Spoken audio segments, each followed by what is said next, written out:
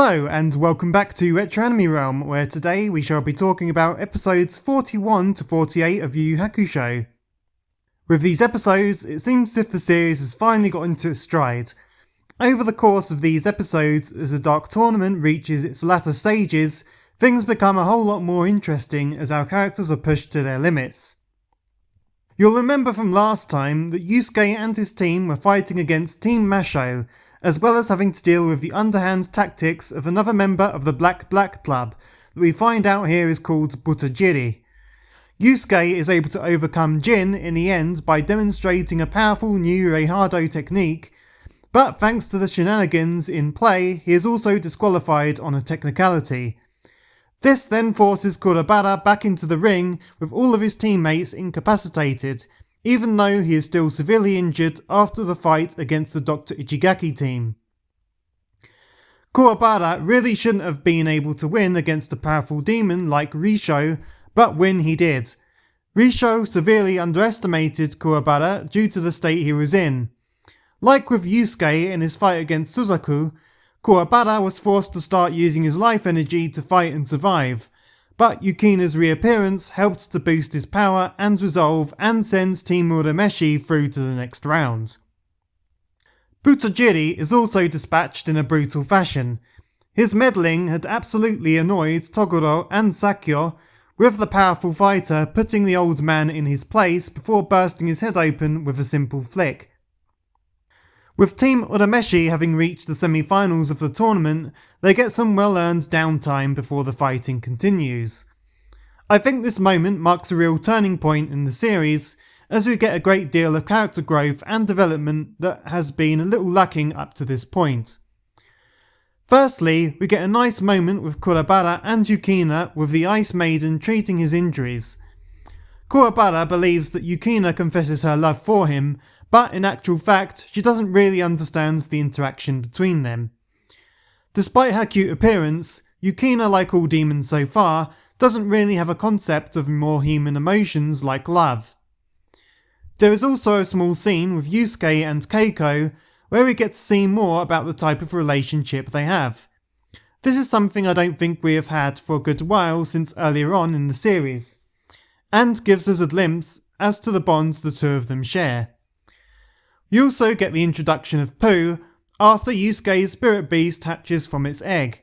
Despite its cute appearance and role as kind of a mascot for the series, I'm sure it will become more important later on.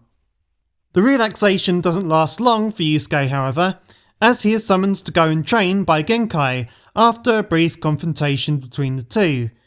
Genkai realises that in his current state, Yusuke has little chance of being able to defeat Toguro.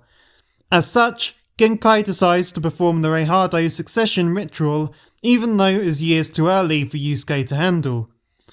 Our rebellious young hero comes close to death, with his body bursting at the seams, but just manages to make it through the ordeal in order to save Pooh and successfully absorb the Reihado energy ball.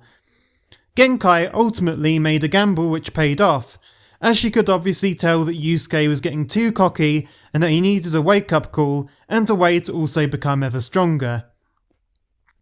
I find it interesting that the Reihado Master has to give up a large part of their power for this ritual, and how this is not only a ritual of pain and suffering for the student, but one of sacrifice for their teacher. We also find out at this point how Genkai can change her appearance, and it is confirmed that this is a result of her Reihado techniques. It allows her to temporarily transform to a more youthful state for the purposes of combat, which I think most of us had probably already concluded. My favourite part of these scenes was when Genkai instructs Yusuke to come to the cave and kill her, and the manner of how Yusuke passes this test. Yusuke indeed wasn't evil enough to kill his own master, but did at least consider it, as Genkai had hoped. This nicely constructed test of morals encased in this moment between the two characters is something you don't see too often in other shonen anime. The semi-finals get going with the fighting now taking place in a rather beastly looking new stadium. When we first saw the island at the start of this saga, it only looked small, so how it is able to fit two massive stadia on it, complete with a large hotel, seems pretty odd, but we are dealing with supernatural forces here of course. Team Urautogi are the next opponents, and they are rightly at a different level from what Team Urameshi have fought against so far. Well, apart from Makintaro, who Hiei easily defeated. They employ the use of different items, and Hiei had a very hard time against Kuro Momomotaro. Him having to employ a version of Kuwabara's Spirit Swords technique to gain victory was an entertaining way to end a great fight, with a nice bit of comic relief sprinkled in. Kuro Momotaro's ability to memorise and more or less vaccinate himself against the damage of techniques was a very interesting concept. Kurama takes on Ura Urashima and is fooled by his opponent's tricks.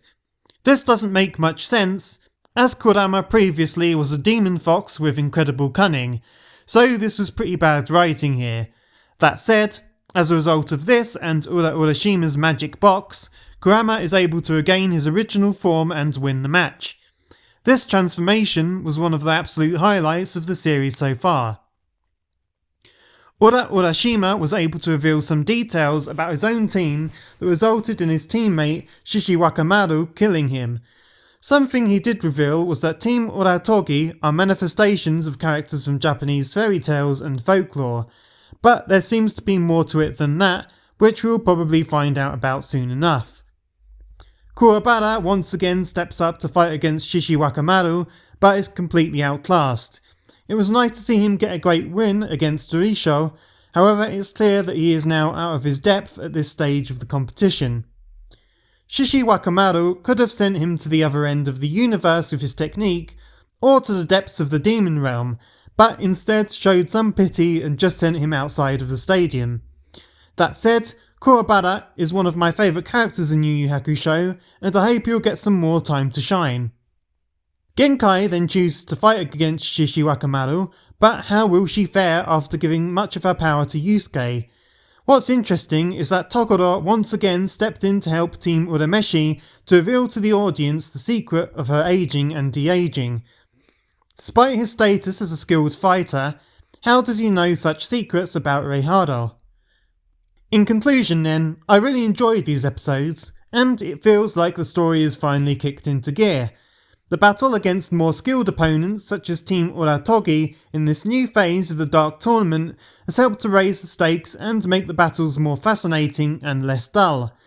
You can also see the characters really starting to flesh out more and more as their relationships with each other are explored in extra detail. This helps to give the series that something extra to really improve a series I feel up until this point was failing to deliver. Many said the Dark Tournament was where things get interesting in Yu Yu Hakusho, but I think these episodes is the more precise point where this actually happens. Are you enjoying where the series is headed? How powerful will Yusuke now be, and is he truly ready to face Toguro? Leave your thoughts in the comments down below. That's it for this video here at Retro Anime Realm. Speak to you again on the very next one.